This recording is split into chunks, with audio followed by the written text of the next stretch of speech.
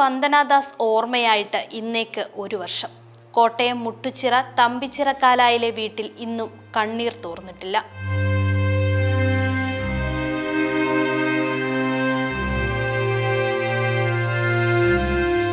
2023 May 10 doctor Vandana Das അക്രമിയുടെ കത്രിക മുനയിൽ പിടഞ്ഞു വീണ ദിവസം. പോലീസ് വൈദ്യപരിശോധനയ്ക്കായി എത്തിച്ച സന്ദീപ് എന്ന കുറ്റവാളി വനിതാ ഡോക്ടറുടെ ജീവൻ എടുക്കുമ്പോൾ രക്ഷിക്കേണ്ടവർ സ്വയരക്ഷയോർത്ത് ഓടിമറഞ്ഞ ദിവസം.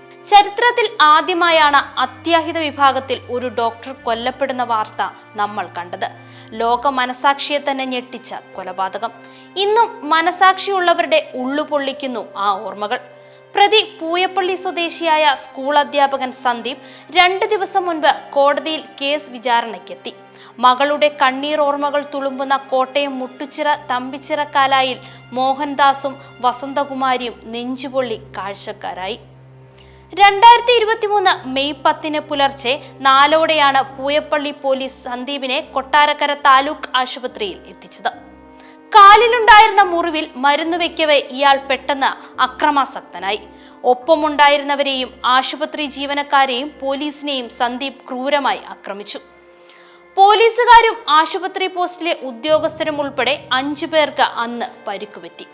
ജീവനക്കാർ ആശുപത്രിയിലെ മുറികളിൽ അഭയം തേടിയപ്പോൾ പരിക്കേറ്റ പോലീസുകാർ പുറത്തേക്കോടി ഷട്ടറിട്ടു.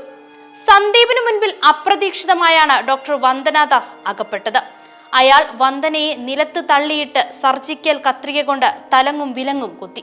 നിലവിളി കേട്ട് ഓടിയെത്തിയ ഹൗസ് സർജൻ സജിൽ സന്ദീപിനെ ചവിട്ടി വീഴ്ത്തി വന്ദനയെ തോളിലെടുത്ത് പുറത്തേക്ക് ഓടും വഴി പിന്നാലെ എത്തി വീണ്ടും സന്ദീപ് പുറത്തും നട്ടെല്ലിനും കുത്തി. കൊട്ടാരക്കരയിലെ സ്വകാര്യ ആശുപത്രിയിലും പിന്നീട് തിരുവനന്തപുരത്ത് ആശുപത്രിയിലും എത്തിച്ചെങ്കിലും വന്ദന മരിച്ചിരുന്നു. 26 മുറിവുകളാണ് അന്ന് വന്ദനയുടെ മൃതശരീരത്തിൽ ഉണ്ടായിരുന്നത്. അന്ന് കേരളമാകെ കത്തിപ്പടർന്ന രോക്ഷത്തിൽ ആരോഗ്യ പ്രവർത്തകരുടെ സുരക്ഷയ്ക്ക് പുതിയ ചട്ടങ്ങളും വ്യവസ്ഥകളും ഉണ്ടായി. കേസ് അന്വേഷിച്ച ക്രൈംബ്രാഞ്ച് ഡിവൈഎസ്പി MM ജോസ് 83-ാം ദിവസം കുറ്റപത്രം സമർപ്പിച്ചു. CBI അന്വേഷണം ആവശ്യപ്പെട്ടുള്ള വന്ദനയുടെ മാതാപിതാക്കളുടെ ഹർജി കോടതി തള്ളി. ഇന്നും അന്വേഷണത്തിന്റെ ഗതിയിൽ കാര്യമായ മാറ്റങ്ങളൊന്നും ഉണ്ടായിട്ടില്ല. കേരളം ഒന്നടങ്കം വന്ദനാദാസ് കൊലപാതകത്തിന്റെ വിധി കേൾക്കാൻ കാത്തിരിക്കുകയാണ് ഇപ്പോൾ.